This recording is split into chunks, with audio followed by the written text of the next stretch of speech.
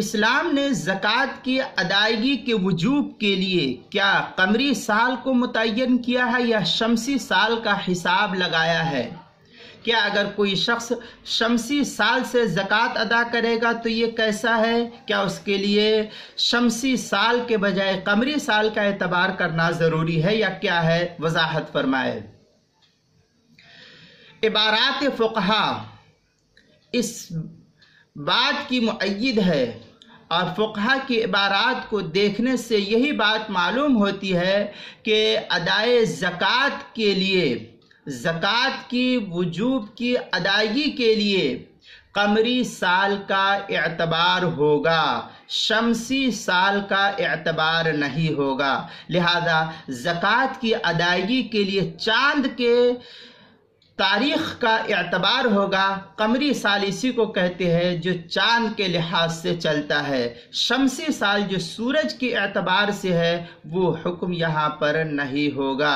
اس لیے جو ہے زکوٰۃ کی ادائیگی کے لیے شمسی سال کا اعتبار نہیں ہوگا، قمری سال کا اعتبار کیا جائے گا۔ لہذا جو اردو تاریخ ہے، محرم، صفر، ربیع الاول، ربیع الآخر، یہ مہینے جو ہے اس تاریخ کے اعتبار سے سال کا پورا ہونا مانا جائے گا۔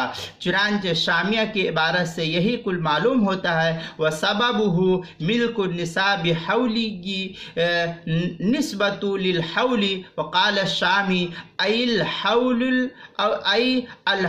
الحول قمری لا للشمسی۔ اس عبارت کو جو ہے شامیہ کے اندر نقل کیا ہے، کراچی کا جو چھپا ہوا نسخہ اس کی دوسری جلد 259 صفحے پر، اور جو ہندی نسخہ ہے زکریا بک ڈپو دیوبند کا چھپا ہوا اس کی تیسری جلد 175 صفحے پر، الدر المنتقی پہلی جلد 193 صفحے پر، اور ہندیہ کی عبارت ہے العبرۃ فی الزکوٰۃ للحول القمری کذا فی القینیہ۔ اس کو جو ہے ہندیہ کی پہلی جلد 175 صفحے پر نقل کیا گیا ہے۔ کتاب المسائل کی دوسری جلد 211 صفحے پر بھی اس کو نقل کیا ہے۔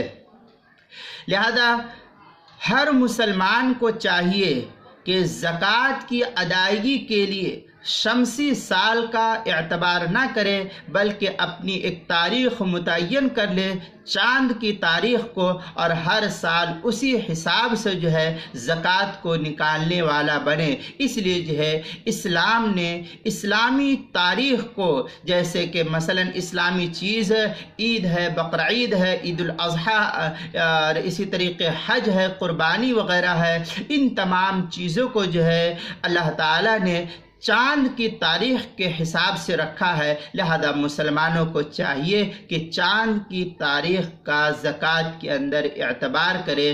یہی سب جو ہے معلوم ہوتا ہے کتب فقہ کی عبارات سے۔